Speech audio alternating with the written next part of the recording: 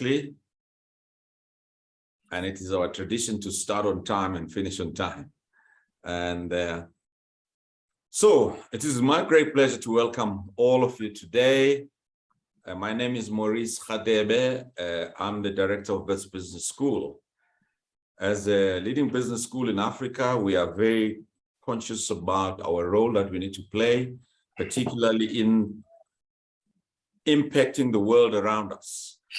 Part of this means to be actively involved in programs, projects, but more importantly for this forum is to publicly engage in thought leadership, engage leaders that have made a significant contribution in this country, discuss the practical solutions. As I've always said, this forum is not a session to find fault and complain. It's about solutions, and it's about discussing how we can solve problems. There's enough that we see on TV, on our social media, particularly on Twitter, that is not solution oriented, but blame shifting and complaining. And this forum is about thought leadership. And that is why we've been doing this for nearly 2 years now. And it's been very stimulating discussions and conversations that we've been having in helping to build our economy, in developing the next generation of business leaders and entrepreneurs. Today is my privilege and honor to really welcome the brains behind one of the most successful brands in South Africa, Robert Brozin, co-founder of Nando. Now, I'll tell you a little bit of story about him. And when he and I still had hair, and and we were youngsters, and I was a student here at Wits Business School many years ago. I wouldn't say oh, you're getting your cap. And I was doing an elective in entrepreneurship, and in the past, they used to invite these guest lecturers, big shots like John Hall at that time, chairman of Vultru. They'll come with a pack of slides, and then they'll give a formal lecture, and then they tell us, hey, there's a guy called Robin who's coming, Robin, and then we were expecting, and this guy walked in with a t-shirt just like that, open like that. And he was like, he's just rock from nowhere. And as an MBA student, we looked at him and he just blew our minds about the entrepreneurship and what it means and what he's doing. At that time, he was starting the Nando's journey. And I must say, Robin, personally, that story, I remember it very well. It impacted me to a point that when we were starting Excel, we were also rolling out a retail network of service stations. We were watching what you're doing, you were inspiring us, and it was unbelievable work that you've done. So you not only have you impacted my life in the entrepreneurial sense, but you and I, together with our organization, Wits Business School, we are talking about the coalition of the willing that will really rejuvenate the inner city. And I'm excited about that project, and thank you for the contribution you're making in that project, because we need to revive this economy, and all of us, all hands on deck. I always say that. Listen, I can talk a lot about Rob, but that's not my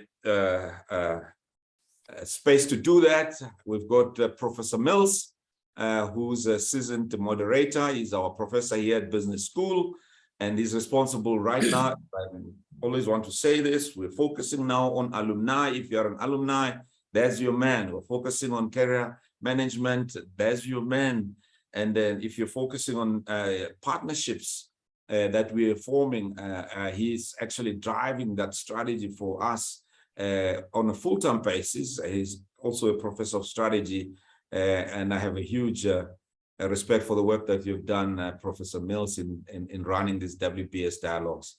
So over to you. Go for it. Thank you very much, Professor Khadebe. My name is Mills Soko, Professor of International Business and Strategy at Wits Business School, and I too welcome you all to this WBS Leadership Dialogue. Thank you, Professor Khadebe, for introducing our guest today, our good friend, Robbie Brozin. I too have been looking forward to this conversation. And thanks to all of you for joining us today too. You will have an opportunity to ask questions of our guest. Please use the chat box to write your questions, comments, and I will relay them to Mr. Brozin. In case you miss anything, this event is being recorded and will be made available on our YouTube channel. I would like to announce that we will finish 15 minutes early today, which is, we normally finish at 5:30, but we'll finish at 5:15 because we want to enable our guest, Mr. Brozin, to attend a religious event. Robbie, a very warm welcome to Wits Business School. We're pleased that you're able to join us today to talk about your business and leadership journey. I was intrigued to see that, we are born in Middleburg, in Mpumalanga, and I was born in Witbank, so that makes me your neighbor. You're born in 1959 in Middleburg. Then it was, Mpumalanga was known as Eastern Transvaal. Can you please just tell us what Middleburg was like, during those days, and what was it like growing up? Thanks, Prof, and Prof Maurice, thank you. And very honored to be here, and so honored to be, to call you colleagues. We've been working together for the last year, and it's been an absolute beyond a privilege for me. Mills, you did say I don't have to call you Prof, and I'm Robbie. So please, Robbie and Mr. Brozin is certainly not my name. So thank you, Mills. And that's what I love about Wits actually. And we'll talk a little bit about it later. But everyone that I've encountered has said, drop the Prof, please. And that's interesting because it's so instinctive for me to say Prof. And I feel like it's disrespectful. So I'm very happy that you've asked me to do that, and I think it's a very big sign of leadership, and that's a lovely part of culture. I think it's a very strong cultural thing that Wits has got, which I think is fantastic. So you are born in Middleburg, Eastern Transvaal. I mean, I think it was an idyllic place for a young Jewish boy to be brought up. I stayed there till I was 12 years old. My father had businesses in the area. My grandfather had businesses in the area, and as far as I was concerned, life couldn't have been better. It was, I think I got instilled on very big family values. I'm what you call a boere Jood, so very strong Afrikaans, very strong kind of Jewish values.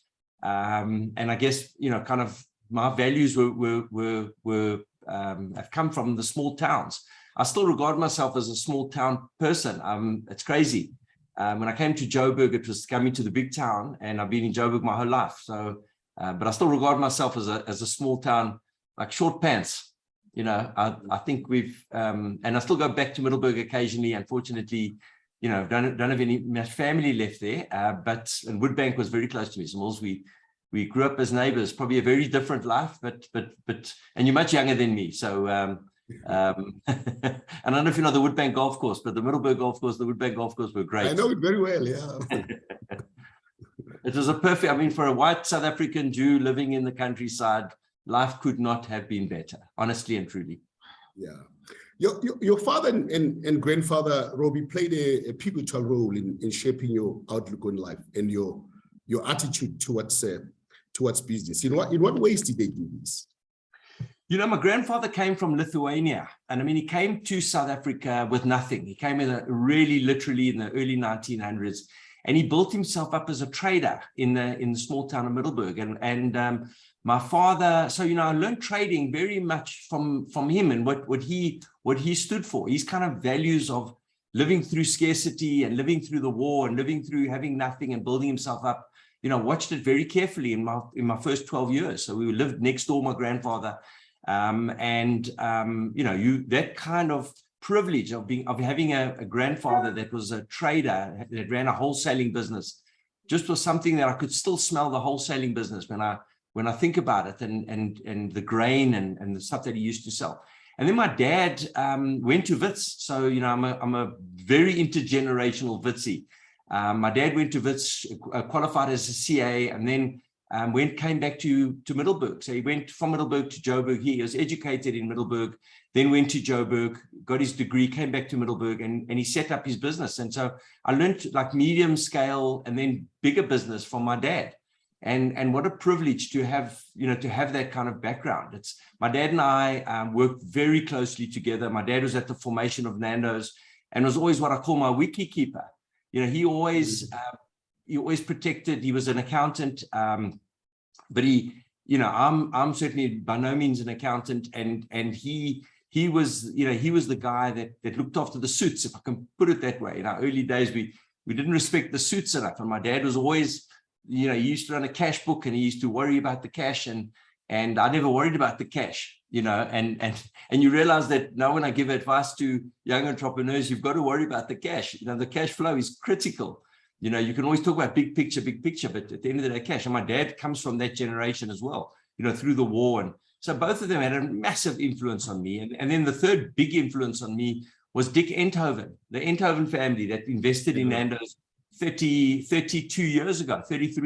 Dick Enthoven was a young entrepreneur, was probably 55 years old at the time. And we went to him with a vision and a story and 3 restaurants, basically. And we've been partners now for 32 years. And he's been an exceptional influence on my life. I say in my life that the 2 big influences have been my father and Dick.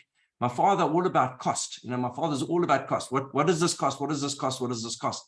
And Dick Enthoven is all about value. What's the value of this? And forget the cost. Worry more about the value. And those 2 influences have been very strong for me, because you can't have, you can't be influenced by one or the other. You've got to try to find the middle ground, because if you haven't got cash flow, you've got to worry about cost. If you've got cash flow, you can worry about the value, and value is an incredible thing, because that gives you a much longer term thinking. I mean, the Enthovens think in generations, and to have them as our partners has been an absolute beyond a privilege. So to have that yin and yang of those 2 influences, first of all, from an early on, my grandfather and father, and then Dick, in the Nando's journey has been phenomenal, and I've been very privileged and lucky. Yeah, Robbie, you're a Witsy through and through, and you completed a BCom degree here at Wits, and what are your memories of studying at Wits, and what role do you think universities like Wits can play today in advancing national development in South Africa? Look, Mills, you're getting me on a subject now that I'm like beyond passionate about. And we're going early, or you're going deep early, which I'm very... So let me tell you first of all, my experience on Wits is that I went to the army first. I was one of the very few people at school. I went to King David School, and I think there were about 5 people that went to the army from King David. A lot of people emigrated, and a lot of people went to university first. I went to the army first with a few of my friends, and so when I got to Wits, I was already 20, and for me, I was already quite anxious. We were very entrepreneurial, and I wanted to get going, and so you 2 years, which is quite a big difference in when you're 18 and 20, as opposed to now, 62, and when you're 60, it's a big difference. And so I saw Wits really, and I was a day student, or a day student at Wits, and so I never really had a brilliant university kind of memory. It was really, I was there. I was a very bad student. To be honest, I was really bad. I think the biggest notable for me is that I met my wife in Wits. She was in my class at university. When I asked her out, she thought I was someone else. So even that, I think, was a bit of a mistake from her side. But that's probably the biggest influence, is meeting my wife. And then obviously I think Wits instills in you things that you can't really understand sometimes. When you look back over the years, you realize what you got from Wits. It's almost a swagger from Wits. And then I tried to do accountancy, and I failed accountancy, and I couldn't ever see myself being an accountant. So I did a BCom only, and then left Wits. But I used to study at the library, but we were jolling more than studying. We were playing cards, and we were stuffing around more than getting stuck into the work. It was, and BCom in those days, I guess, I don't know, it was just a degree you did because you couldn't do anything else. And I was never active. I was never politically active in university. So to me, university came and went in a way, and it's a little bit sad. And then my kids have all graduated at Wits, which I'm very proud of. And so the only time I went back to Wits in the last, say, 40 years, really, and it's crazy how time flies, was really for their graduation. So I always say, well, I never really wore the Wits t-shirt. I haven't got, like in America, they got the ring, with their university and all that kind of stuff. And I never really I never really associated with Wits over the years. It was something in the background, and Wits was there, and I didn't really pay much attention to it. But the last 18 months that I've been associating with Wits, I am absolutely convinced on the importance of Wits as an institution that can not only lead South Africa through where it's going to at the moment, but can lead the world. And I know the slogans of Wits, is help impact the world, but I am absolutely convinced that Wits is so well positioned to do that right now. I met the VC, Zebulon Vilakazi, about 18 months ago. And I want to say publicly that I fell in love with the man. When I met him, and I never really met a VC before, so I wasn't sure what to expect. But after meeting him, I just, really, he's kind of academic, what he's achieved academically, being appointed to the Royal Society of Academics, and his kind of vision for where he wants to take Wits, but his ability to talk to the man in the street at the same time, talk to me, talk to my heart, talk to my emotion. At the same time, he knows rocket, he's a rocket scientist. So, he's a guy that understands stuff that you don't even know what he's talking about, but he's also talking to me as an individual and as a person. And I just felt that he was a guy that I could really get behind. And in my last journey, meeting with him, because at any institution, and then meeting Prof Maurice as well, and I'm not blowing smoke, but to meet with him, I was kindly invited to be part of the Wits advisory board at the business school, and meeting him and understanding the vision of where the business school wants to go. But there's an honesty and an integrity. It's like they know that they've got a lot of work to do. And it's not like we're hiding away and say, oh, well, everything's perfect, everything's great. They're saying, look, there's opportunity, there's stuff we can do, we can really fix it. And I think that's a very, very important attitude to have, especially in South Africa today. So I'm like gone right in behind Wits and behind both Prof, the VC and Maurice. I'll call him Maurice for this purpose, because I think that my kind of wish is that my grandchildren will go to Wits University, and that Wits University will be the leading light in the world of universities.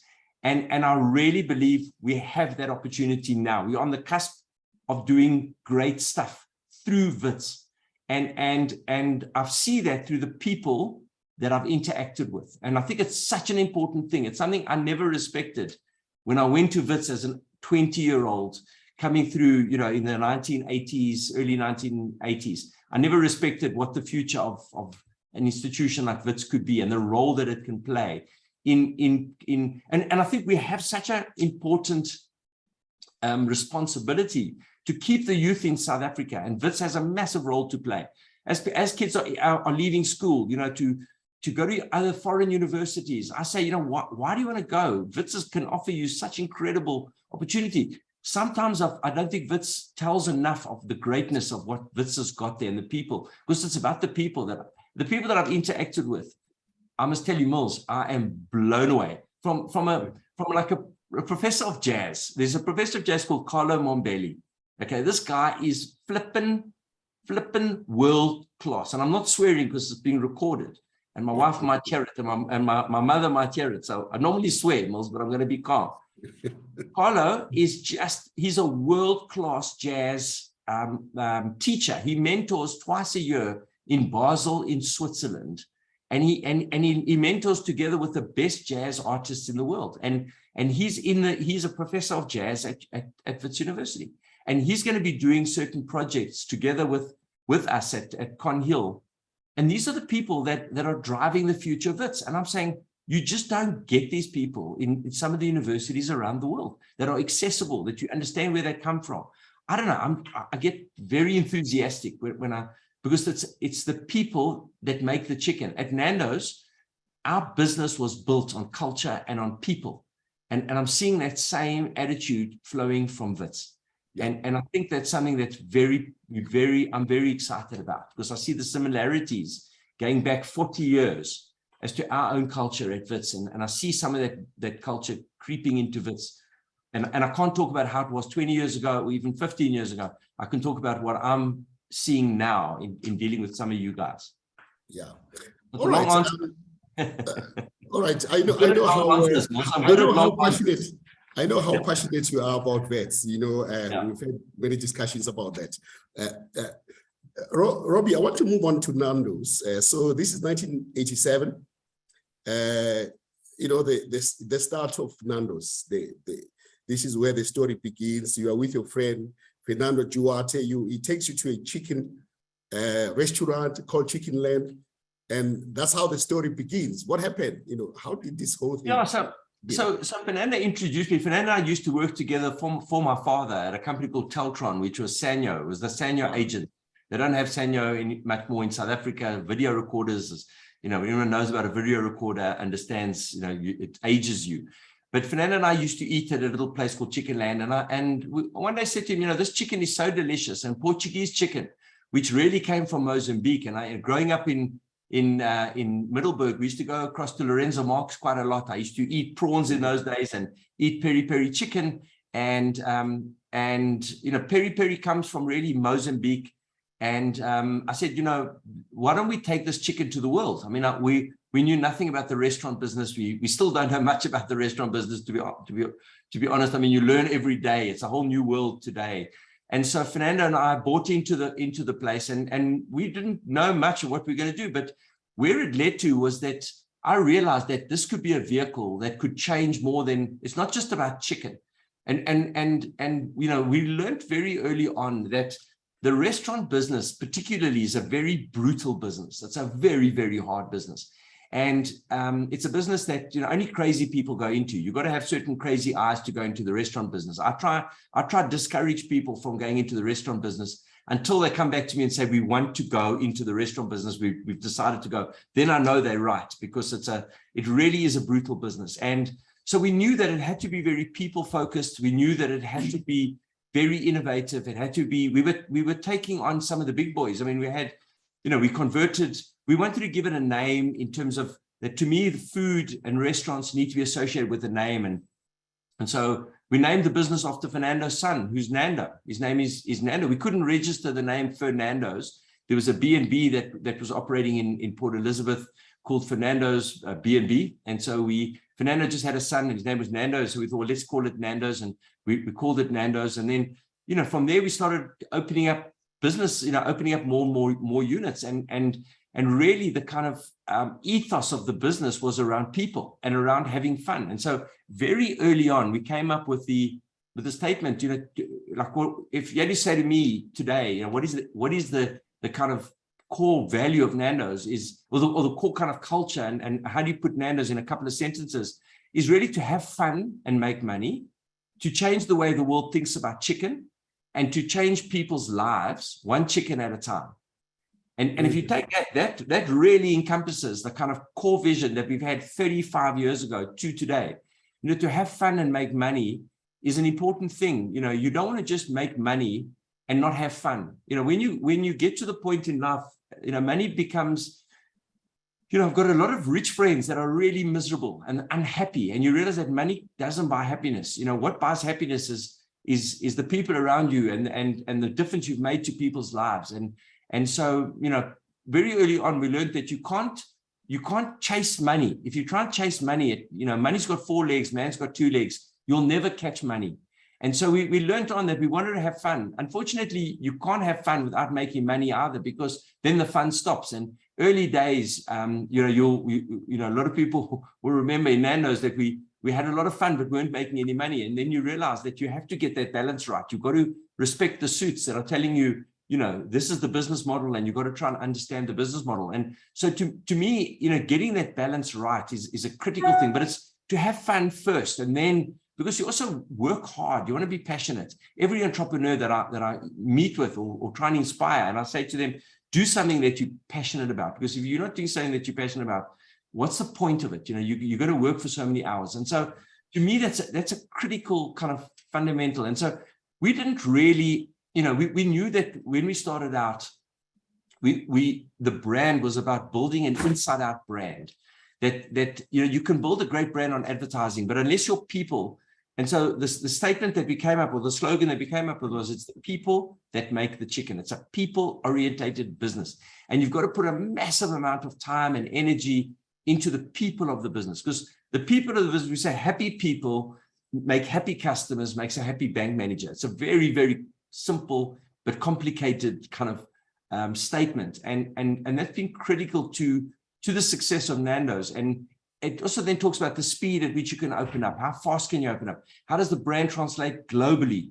You know, what does it mean in Australia? What does it mean in Toronto? What does it mean? And it's people orientated, but you truly got to be people orientated. And for me, the kind of, that's the ethos of Nando's is it's a people business, but we were tested properly in COVID. And I'm really, really proud to say that our leadership team did an incredible job at behaving properly in COVID, because we treated all people properly. We treated suppliers properly. We had a chance to live our values, and we lived our values. And our values are pride, passion, courage, integrity, family. And you know, we failed often. I mean, we haven't been perfect. We've made some big mistakes. I've personally made a lot of mistakes. Not everybody, I can say that, you know, didn't always live those values. It's not, you know, it's you know, everyone's human, but largely, you know, 99.9% we've done the right thing. And in doing the right thing, you know, we are where we are today. And that's been the journey of Nando's. It hasn't been a linear, you know, it hasn't been from A to B to C. I can tell you now, Mills, it's been a really long journey. It's been hard. There've been 4 or 5 times that we were nearly in liquidation. I mean, it's been a story of grit and determination, and a story of, you know, I mean, Maurice, you know, said I'm the brains of Nando's. I'm certainly not the brains of Nando's. There are much cleverer people than me that are in the Nando's world, and the Nando's, you know, been involved in the business at some time. Some have left, some are still with us. So it's not a one-man band or a 2-man band or a 3-man. It's been a collection of a lot of people, but it's been a collection of good people trying to do good. And that's that middle statement. How do we change the way the world thinks about chicken, and how do we change people's lives? My kind of focus now is the changing lives bit. I'm like, absolutely, you know, that's where I wake up in the morning and go to bed at night, on changing lives. And how do you do it in an innovative way? We've always had to think differently, you know. So Nando's, because we've been fighting some of the bigger brands, we've had to think differently and think out of the box, and our advertising reflected that. And so, you know, in our early days, the kind of architecture of advertising with John Hunt and Hunt Lascaris and people like Josie McKenzie, that were the early, you know, brand directors, they're hugely part of the brand architecture and developing the brand. But it was developed because we had no money and we needed to be cheeky. And that's how you get a personality. And so the Nando's kind of cheekiness is something that, you know, today Doug Place, who's our marketing director, who's a bloody brilliant marketing director, has done incredible good work in maintaining that kind of cheekiness in a social media kind of world. And that I don't even see the ads anymore, you know. So, so it's not about one man, or, you know, I like to, you know, I don't want to take the credit for Nando's. I can tell you now, it's been a massive journey by a lot of people. And we've been lucky, Mills. I promise you, we've been lucky and privileged. And it's time to give back now, and time to do things in a different way. That's what excites me at the moment. Yes. So that's inspirational, Robbie. Just to talk about and there's a question there which I want to bring in, because we are receiving several questions from the audience.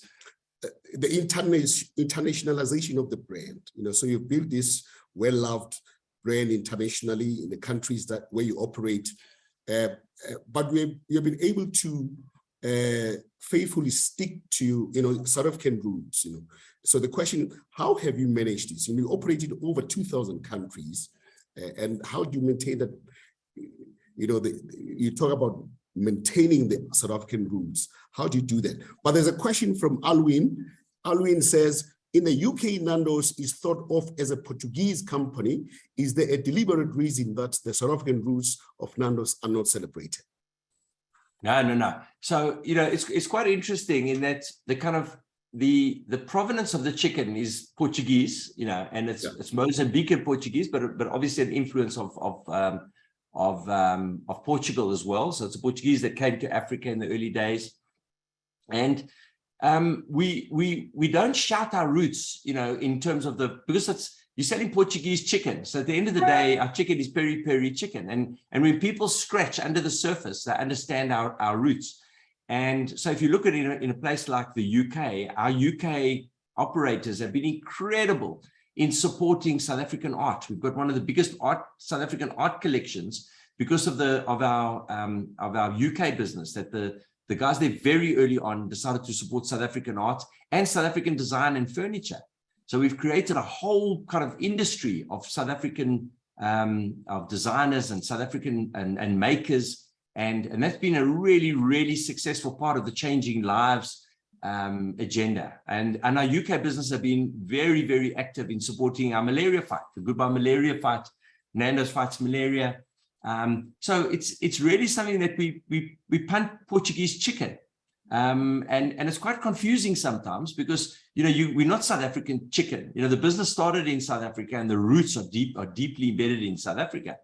But the kind of product that Nando's is selling is Portuguese chicken. So you've got to be very sensitive to the provenance of the food and the kind of roots of the business. And so over the last 5 years, particularly over COVID, we really cemented the relationship big time in COVID, is that we're looking at how can Southern Africa play a much bigger role in the Nando's brand globally in terms of, from the way we grow our chilies and the farming program that we have for our chili farmers, to our Goodbye Malaria program that looks after the public of Mozambique. We impact about 3.5 million people in Moz.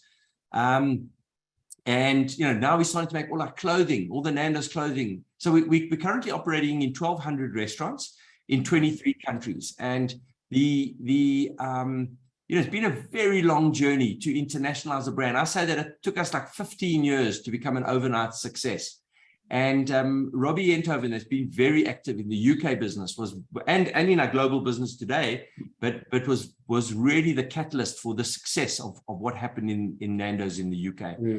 And so some people think it's Portuguese. When you scratch a bit further, you understand the South African roots. We very proudly have a South African DNA and a South African soul. And you're going to feel that more from Nando's globally in the next couple of years. We're also going to be having a much stronger kind of influence on music. I always say we're so, we really, me personally, I'm really not clever, because 35 years later, music was probably the first place that we should have gone with our program, and yet we haven't even gone with the music program yet. And we're going to be doing some incredible music creation and curation, because the beauty of Nando's on art is that we curate the art, and it's a very carefully selected curatorship, and it's a very carefully selected word, and how you build an art program is really interesting.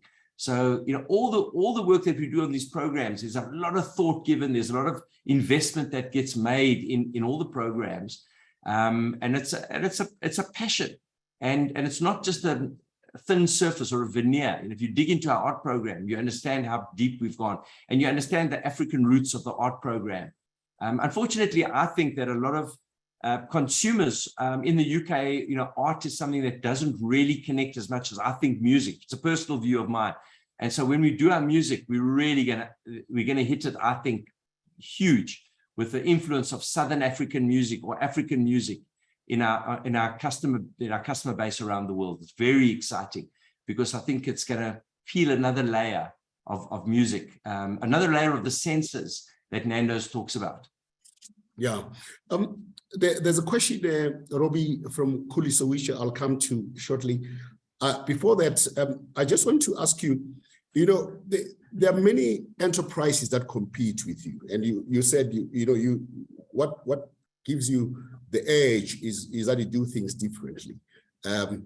Could you please elaborate on that? So what accounts for the popularity and prominence that you enjoy in relation to your competitors? And then I would like you to follow up that with the question from Kulisi, who says, "Hi, Robert, how do you encourage professionals to enter into entrepreneurship, especially when we do not come from an entrepreneurial family like you?"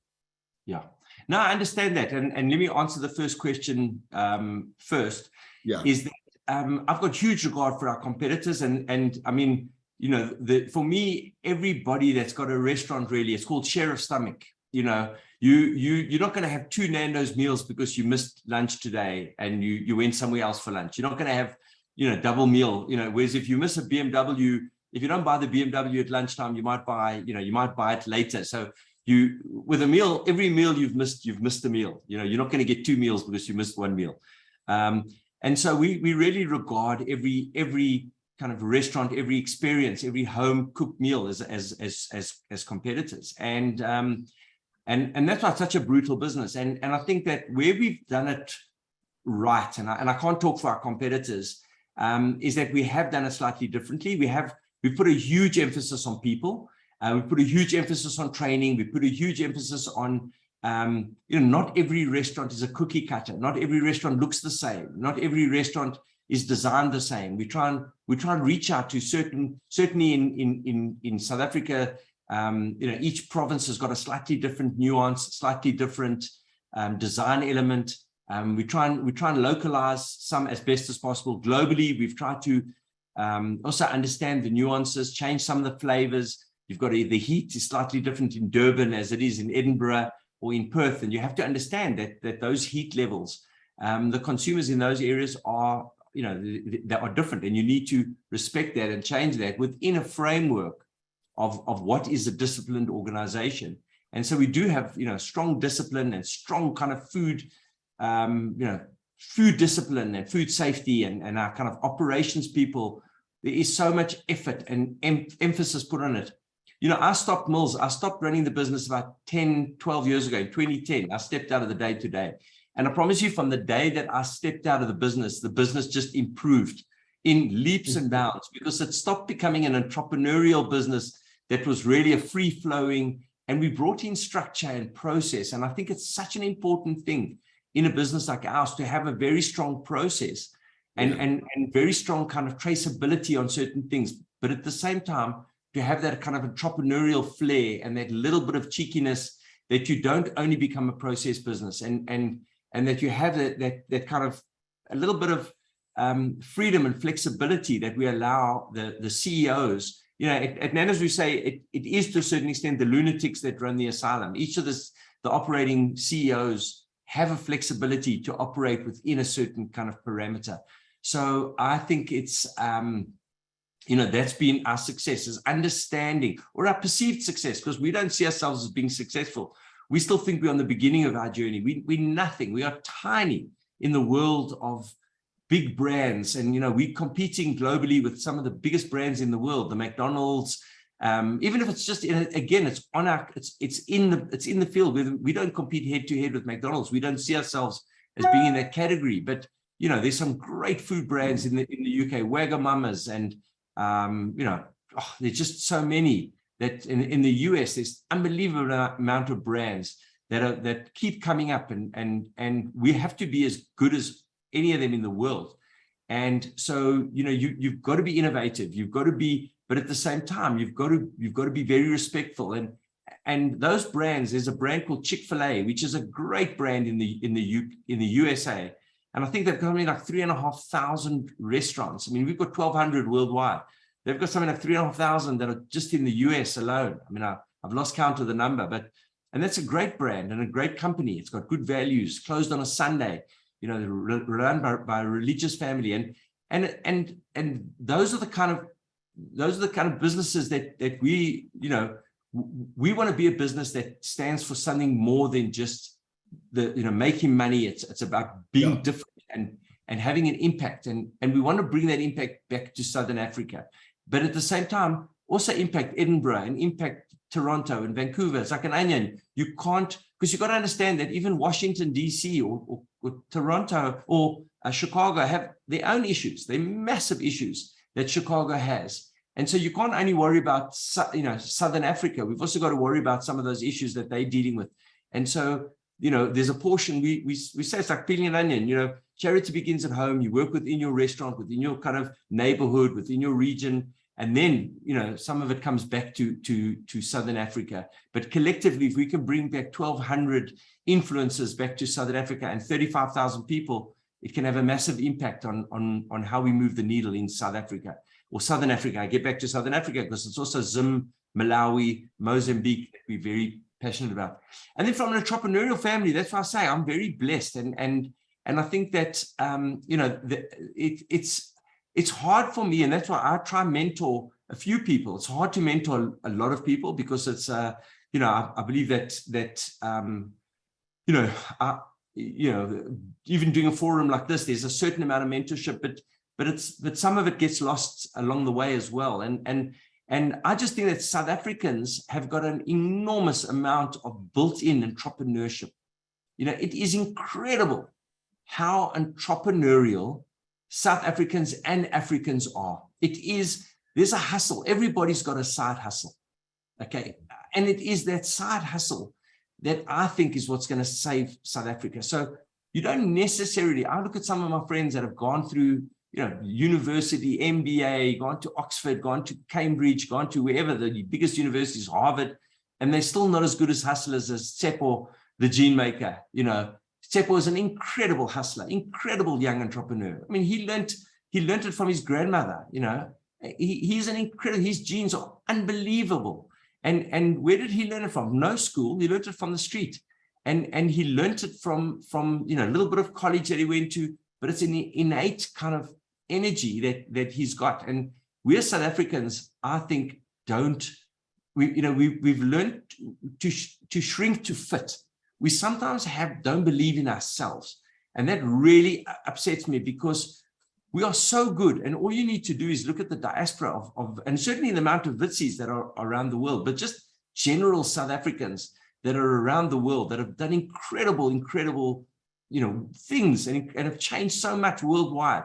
And yet sometimes we as South Africans don't believe in ourselves, and we think that if it's foreign, it's better, and we're not good enough to hustle and to learn ourselves. You know, I'm saying to the gent that asked the question, you know, I promise you, he's learned how to hustle and just trust yourself and back yourself.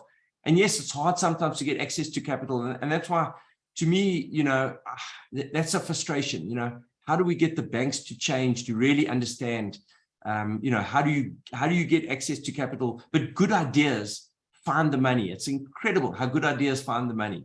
And yeah, there's no answer. I wish I could give like an ABC for a young entrepreneur. This is what you do.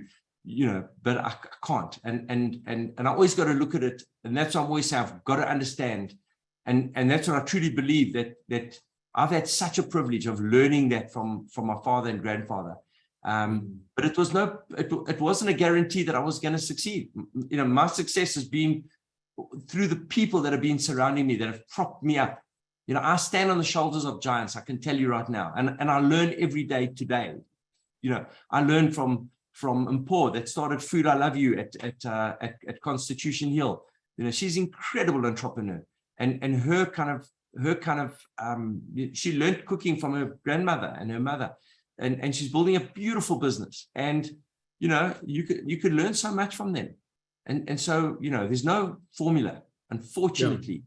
It's hustle. You've got to hustle and you've got to work hard. And you know, I've properly grafted at Nando's. I mean, it's been to the detriment of my family the first like 25 years, I can tell you that. I'm lucky I had a strong wife, because I can promise you, if it was up to me, my kids would be wild. But she's kept them unbelievably focused and incredible values. I'm very proud of her and them.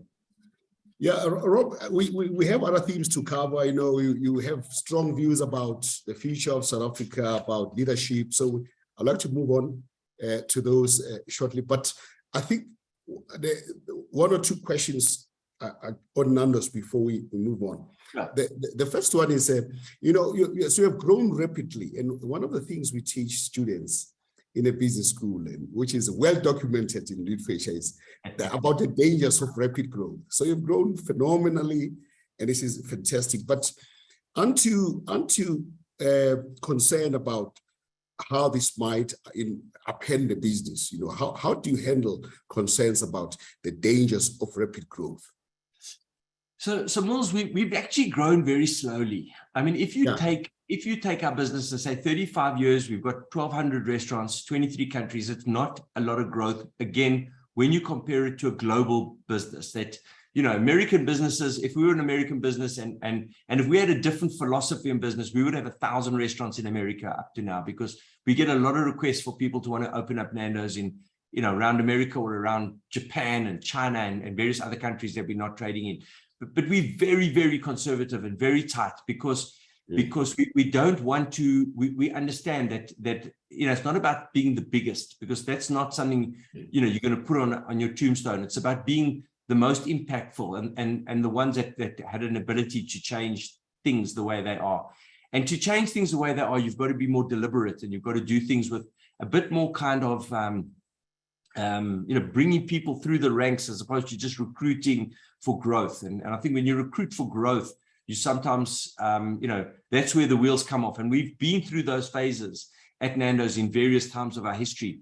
But really, I think the real kind of success is as we as the founders knew when to step aside. And 10 years ago, 12 years ago, we stepped aside and we handed over the business to more professional management and to the youth. The guy that runs the business today is a young guy. He's, probably 10, 12 years younger than me.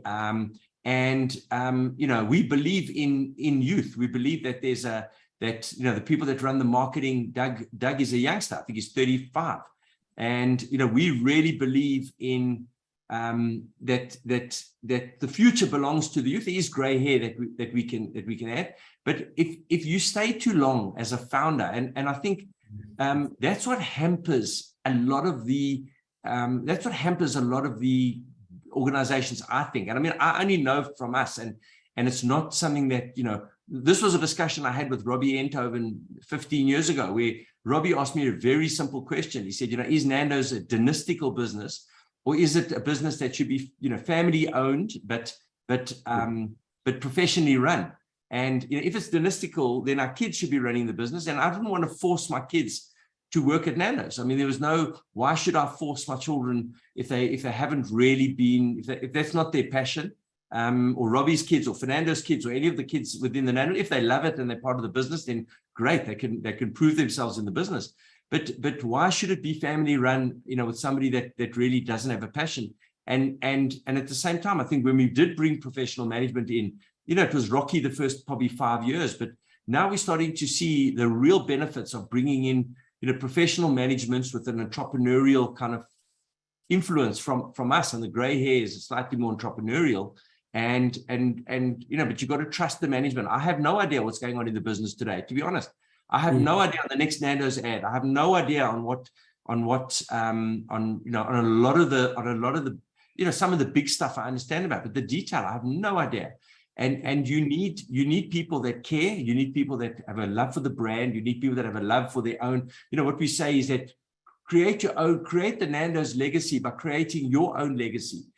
So if you can create a legacy at Nando's and you're helping to increase the Nando's legacy, then it's a win-win for all. And I think it's a critical thing. I think, I wish our government would listen to our strategy. And if our government was full of younger people, I think our government's got to learn to bring young people to trust young people. If you take, for example, a guy like Trevor Manuel, when he was Minister of Finance, I mean, I think he was early 30s, and the Cheryl Carolus was High Commissioner in London when we were opening Nando's. I mean, she was early 30s, and she was incredible. And Madiba trusted these young people to run the brand South Africa. And you saw what happened. I mean, what a brilliant brand. South Africa in the first, 15 years of democracy was unbelievable. We were untouchable.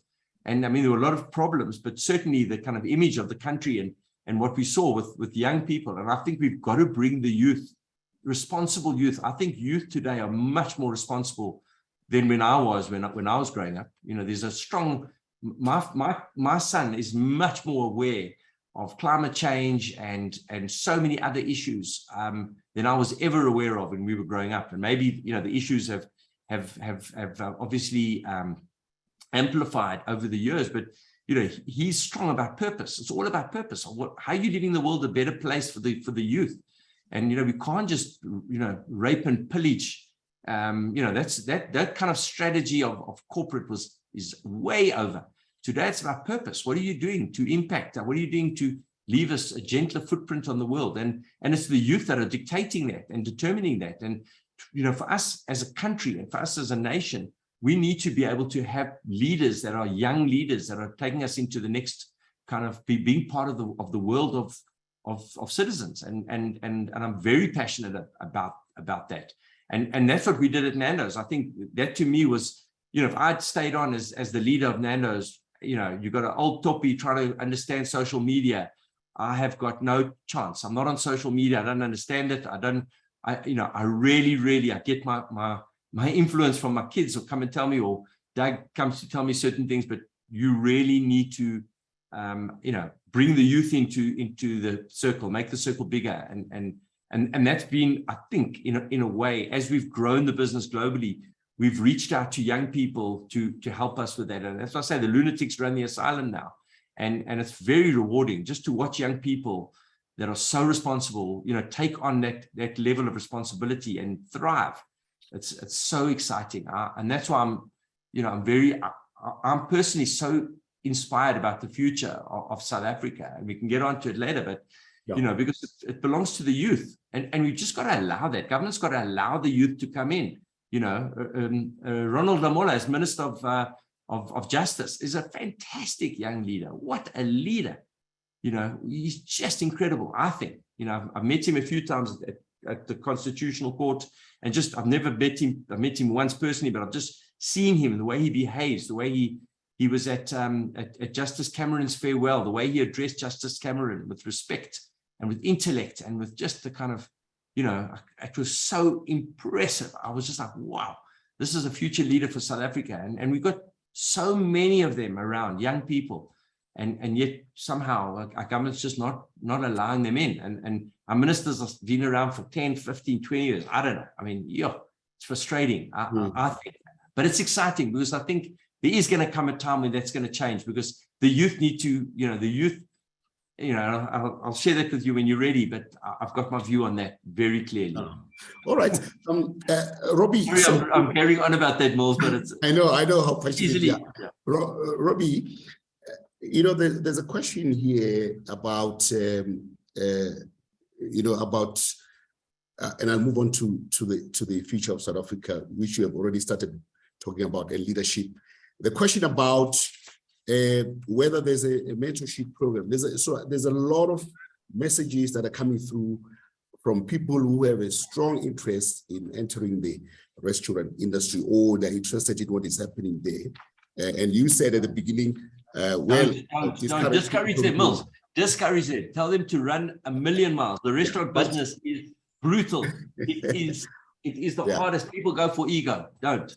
Yeah, but there's a question from Zulega who says, is there a mentorship program for young restaurateurs? So somebody wants to do you run a mentorship program? If somebody I don't know of many mentorship programs. There are a couple of college courses, etc. But I mean, at Nando's, we have the kind of Nando's way, and if you work within the Nando's infrastructure, the Nando's family, we do have, you know, a lot of programs for Nandokas, which is people of the Nando's family. And I guess each of the brands that really take people at their heart are people that develop people, they're brands that are develop people. So, you know, anybody really interested, you know, can apply to join Nando's as an employee, basically.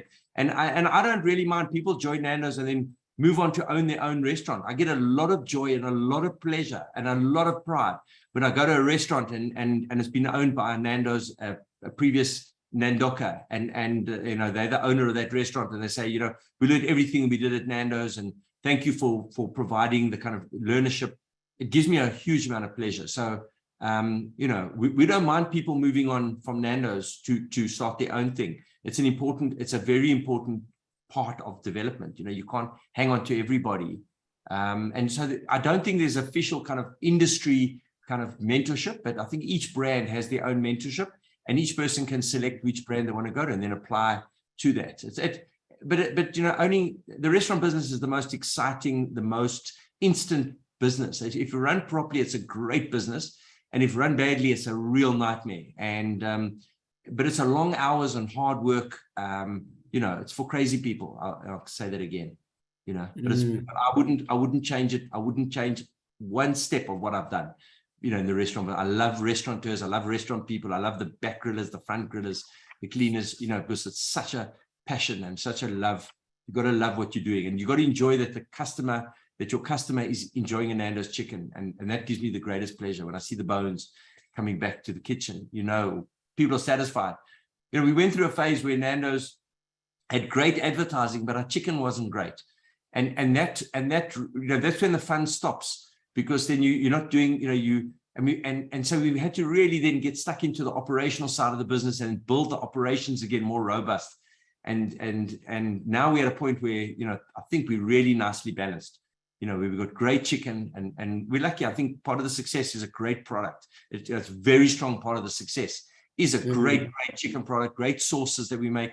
But at the same time, it's built on great people and the people that make the chicken. So that's the recipe. It's not complicated. Yeah. I want to talk about the future of South Africa and your views on that. You know, you in recent years you made a shift, you know, from running the business to driving a philanthropic and a cultural initiative. So we're involved in a lot of initiatives, some of which I'm familiar with. You know, the Nando's Arts Initiative, the initiative to fight malaria in Mozambique. You have a project, you know, at Baragwana Hospital currently that you're working on, but you're also a member of the Constitutional Hill Trust. So I see that now we are moving very, very strongly into seeking to influence what is happening in terms of the social direction of our country. Robbie, you are a chronic optimist, right? You are a chronic optimist, and that comes through listening to you. But there's a lot of people in this country today who are very pessimistic about the current state of our country and the future of our country. You know, so in your view, what is working and what is not working in South Africa? What do we need to do to get this country back on track? Yeah, I mean, I think that one's got to be a realist as well and understand there's so much wrong in this country. And I mean, all you got to do is understand, you know, the power outages and the water problems, and, you know, there's so many issues that are going on that it really is sometimes, you know, very, very exhausting being an optimist. And I think that for me, there have been two anchors in my optimism. Okay, and so when I left the day-to-day of Nando's and I went into philanthropy, I got involved in malaria in Mozambique. We started Goodbye Malaria with Sherwin Charles and Kim Lazarus, and we've had a huge impact. And that's because, to me, Mozambique is where we grow our chilies. Mozambique is really the kind of source of the source. And for me, you know, South Africa's also turned its back a little bit on Mozambique, certainly over the xenophobic years, and for us to get stuck in, and there's a long story on Goodbye Malaria, but from starting with one spray house that we sprayed to protecting 3.5 million people has been an absolute privilege to be working with the Goodbye Malaria team and to be doing it in a way that's creative and different. And again, I could talk for hours on that, on how the team have done it and what we've done. But that gave me a little taste of philanthropy, where you're giving with an open hand, not expecting anything back.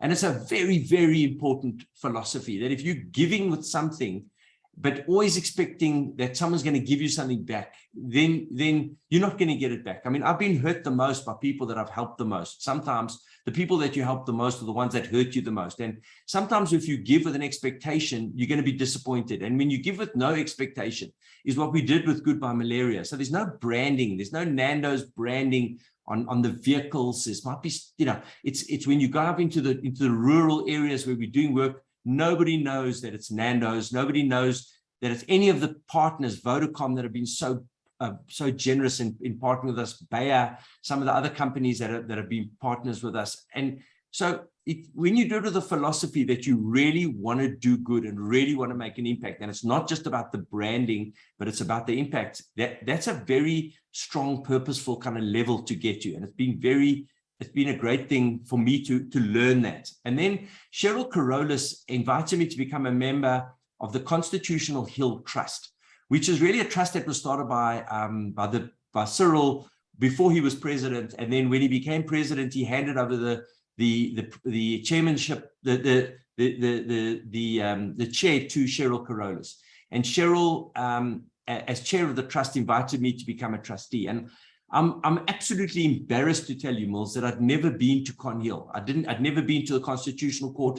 I'd never been to jail number 4. I'd never been to the fort.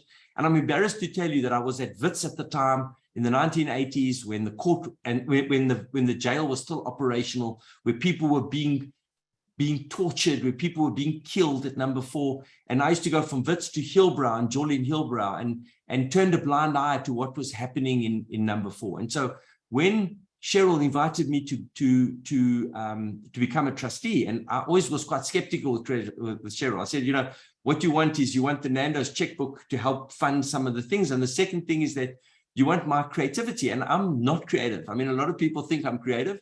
I have a cabal of people around me that are much more creative than me. I'm a catalyst to bring the right creative people and bring people together to achieve greatness. I myself can't write 2 words. Mills, you know me, when I send you an email, it's 3 little lines, and the spelling is, thank God for spell check, because most of it's incorrect.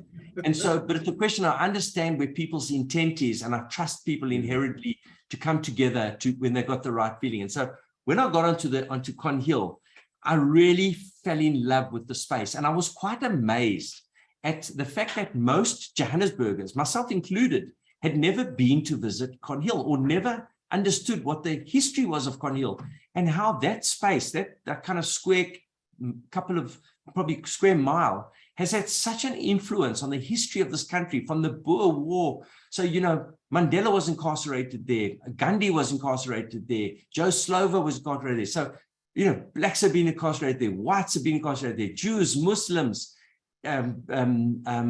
Hindus, everybody's had a go at everybody at Cornhill. And yet the judges in the early days, when South Africa emerged as a constitutional democracy, the judges, which is, you know, Judge Chaskelson and Judge L.B. Sachs, looked over the space. They were being schmoozed basically by everybody, because what they wanted, South Africa needed a constitutional court. And what they wanted was a constitutional court that would reflect the new South Africa, South Africa of optimism, South Africa of light, South Africa. And so the court itself needed to reflect not the dark, you know, kind of apartheid era kind of courthouses, but something that was transparent and diverse. And so they were schmoozed to go and open a brand new building in Cape Town. They went to Bloemfontein, Soweto, the inner city of Joburg. They went to various places. And they looked across, because they were actually, the temporary constitutional court was across the road in Bloemfontein. And they looked across and said, why don't we build it in this place, which is the home of number 4 jail, which is one of the worst prisons you could ever imagine. And at the same time, if we build a court on such a place of such pain, it shows the optimism of where South Africa's got to. And Albie talks of soft vengeance, that really the vengeance that we can have as South Africans is to understand that the court, our highest court in the land, the apex court, has been built on such a place of pain. And so they built that court with such sensitivity. The architects that designed it built it with a smile on his face, with such sensitivity to a gogo that was coming to be represented by an advocate on an issue around AIDS or some human rights issue, that she wouldn't feel uncomfortable sitting in the kind of waiting room or not the waiting room, the entrance to the court. And was, you know, you go into the High Court of the UK or you go to the Supreme Court, you just feel like you're guilty. You know, as you walk in, you're guilty in those, and they've got big Gothic columns. When you walk into the Constitutional Court, it's got a smile on its face and it's a gentleness.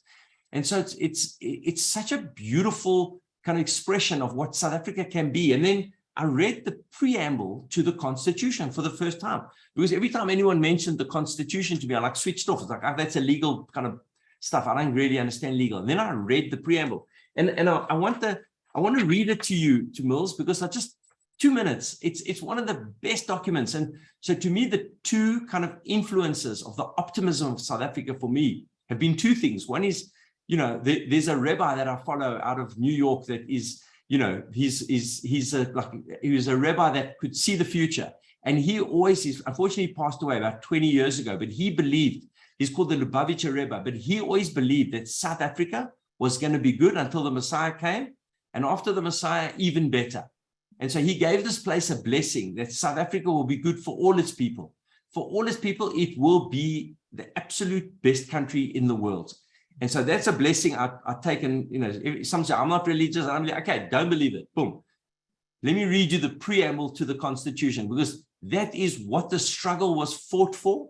And that is what we have as South Africans. And most South Africans have never read the preamble. And I hadn't read it up to 6 years ago. So I can say to anyone, I promise you, I don't know how many people are on this Zoom, but I can tell you probably 95% maybe haven't, or they're Witsi, so maybe, 60% haven't read it, okay, because they're smarter than most people. But it really is a document that we as South Africans should be very proud of and protect. Now, the problem is, it's a document that hasn't been lived up to. Our leadership haven't lived according to these constitutional values. So how do we get back to that? And that's where I see the optimism. But let me read you the preamble, if you don't mind, and I'll read it fairly quickly.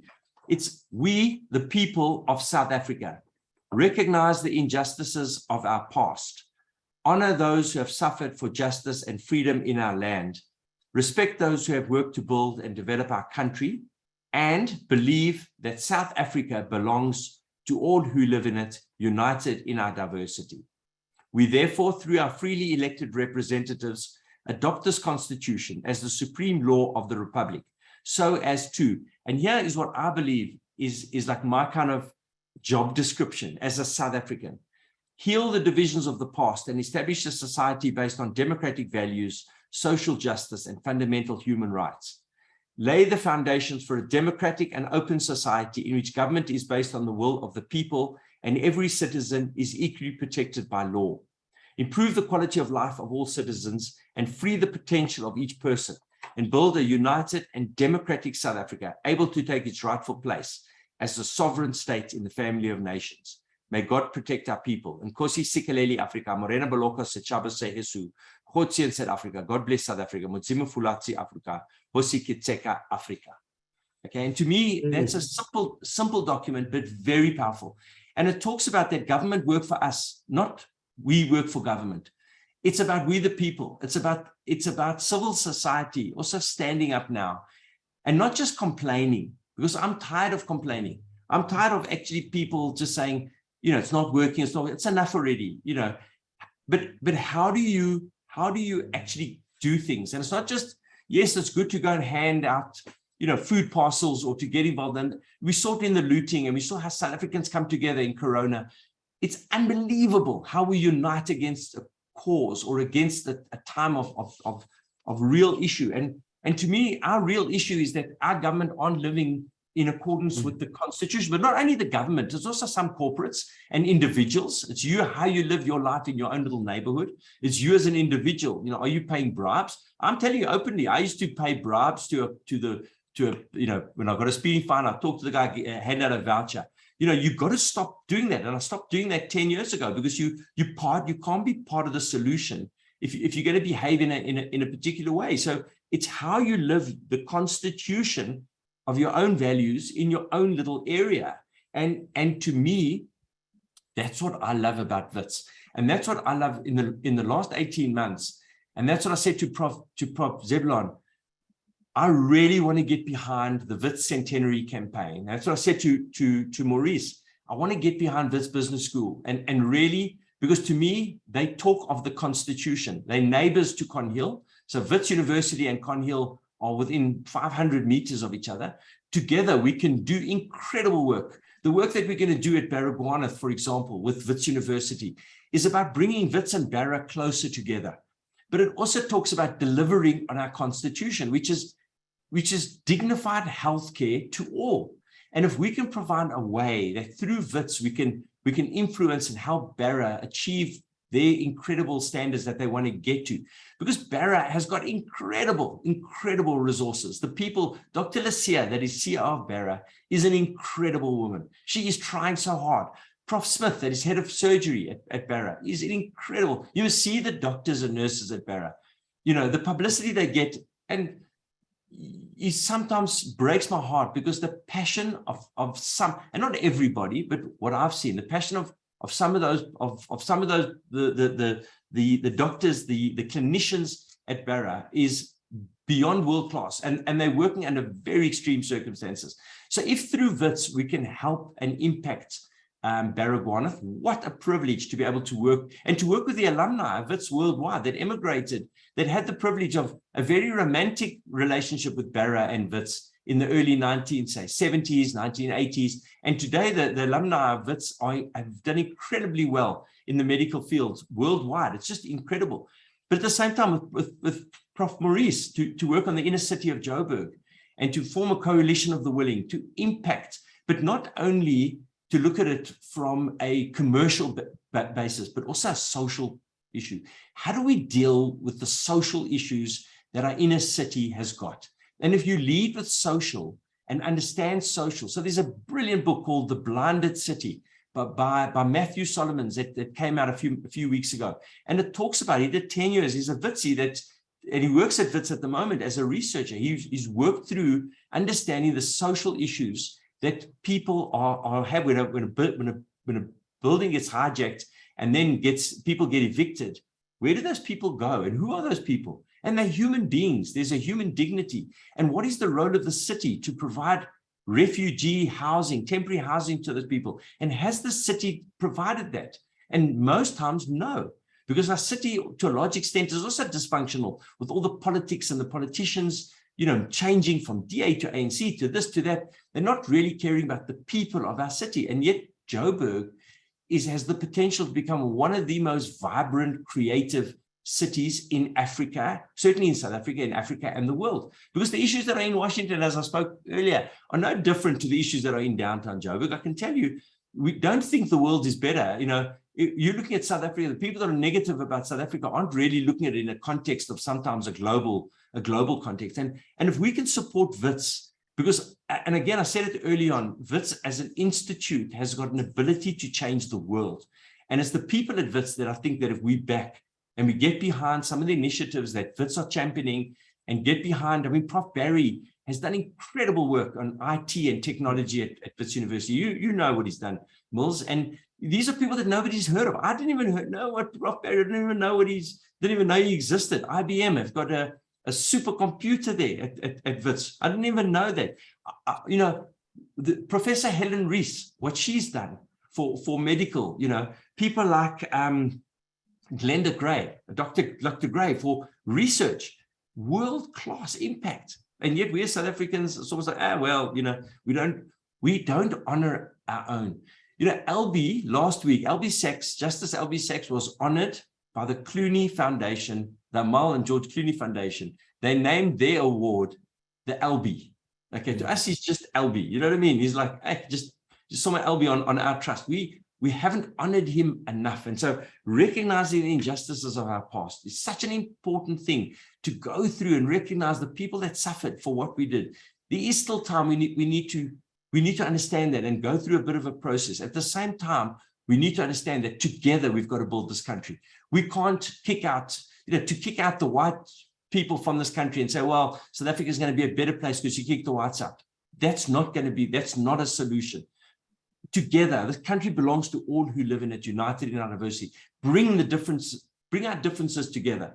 And Nando's, in the early days, we did some really cheeky ads about how we would, like Heritage Day is a day to honor your heritage, but a day to be an individual in your heritage, to say and honor your ancestors, that you've got to honor. I've got to honor my Lithuanian roots, and I've got to bring that to the party. I can't, forget my roots and say, well, I'm in South Africa now, so I'm going to forget my grandfather and my father.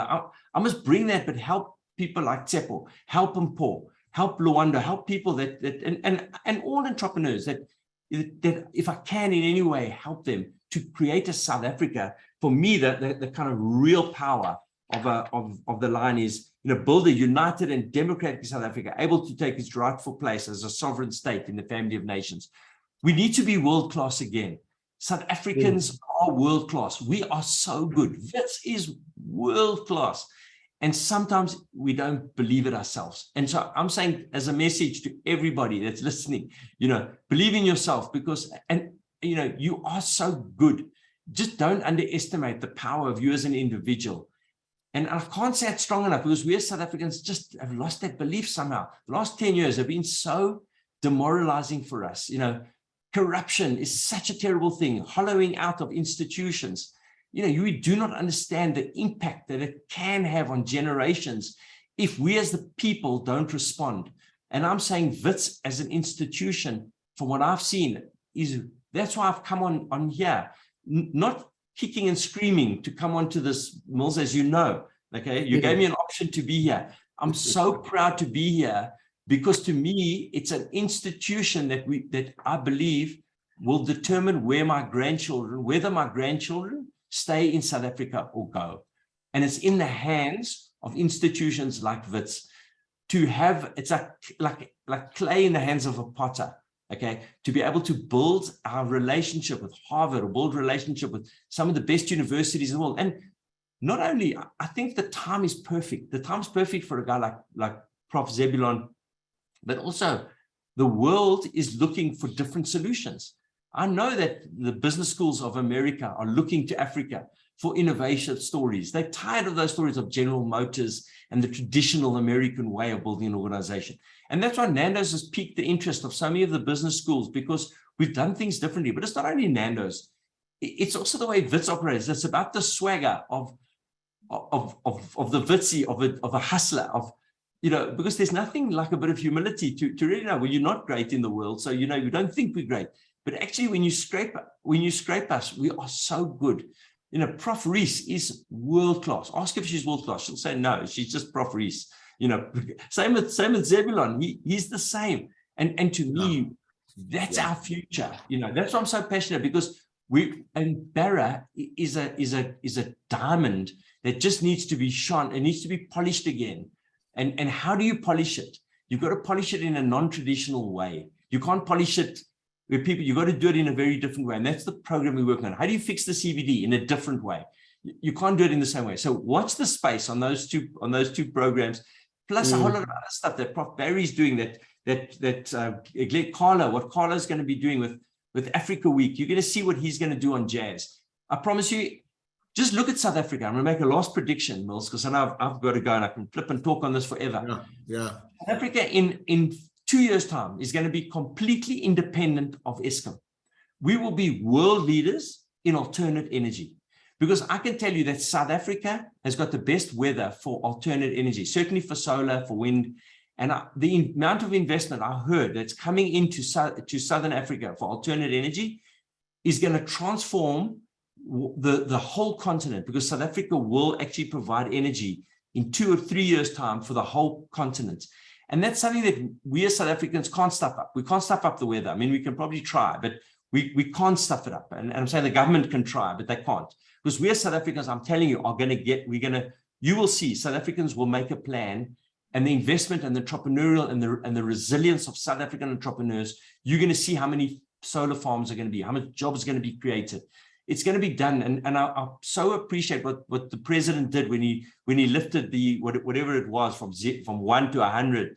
We're all of a sudden allowing the investment or the investment of public-private partnerships. That's the future of this country. And you'll see, you'll look back. That's why we're already on 5G when most of the countries aren't there yet. We've got the best banking structures in the world. We've got to respect the beauty. But the most important thing is the people of South Africa. We, the people must believe in ourselves. We have such good people in this country. We sometimes get dragged down by the few that are just rotten apples, and we mustn't get discouraged. And that's my message. The people that I've met at Conhill, the people I've met at Barra, the people I've met in the CBD, my God, these people are resilient and they are world class and they are just spectacular. You can't go and say South Africans don't care or South Africans are lazy. Bullshit. I tell you what, there is just talent in this country. Might not have gone through the finest universities. Some went to Wits, some didn't. But let me tell you, I'm going to back South Africa. We're going to have a comeback that we've never had before. I've got absolutely. We just need, it's the people coming together, and actually we just need the people. And I think through the Hill and through some of the initiatives, we've got to have a bit more of a voice to be able to say that we've got to hold government accountable. And really, you can do that through voting, but there are other ways that you can hold government accountable. And I think Wits has got a very big role to play. They were very active in the early days of the struggle. And I think Wits can also play a big role in leading, not with burning, but with building. We've got to stop burning. We've got to build now. And Wits can show and inspire the youth and the students of how to build. And that's how, you know, I want to shut up now. Right. Sorry, my friend. Robbie, I know, you know, you're very passionate, and it's a very inspiring message. So I'm looking at the time. You know, you were supposed to leave at 5:15. I know, I've got to go. I've got a circumcision, so, my brother's kid's circumcision. I'm so late, but I couldn't change that. Yeah. So look, Rob, before you leave, here's a message, a shout out from somebody you know called Lawrence Newstead. Hi, Rob. This is Larry Newstead watching you from Toronto, Canada. Just wanted to say hi and great watching this Zoom event. Reminds me of the great old Nando's days, even though I'm no longer with Nando's. It will always be an important and great part of my life. Thank you. Thanks, Larry. Thank you. I appreciate the message very much. Yeah. So that's how we come to the end of this afternoon's conversation with our guest, our friend, Robbie Brozin, co-founder of Nando's. Robbie, thank you so much for sharing with us such fascinating, inspiring, and instructive insights and providing leadership. You provided leadership, business leadership this afternoon. So that's how we really, really appreciate this. And in closing, I'd like to thank everyone in the audience who attended and participated in the event. There was a lot of questions, a barrage of questions, some of which will relate to you, Robbie, and to your colleagues at Nando's, you know, to look into. We couldn't cover everything within 1.5 hours, but I would like to thank my colleagues also here who have worked behind the scenes to make this event a reality. Jayton Carson, who's always with me here, Alison Gaylord, Tembe Gatlatwayo, Ikeleng Rabayema, and Rihando Makama. Thank you, everyone, and good evening. Thank you very much, Robbie. All the best. Appreciate it. Thank you.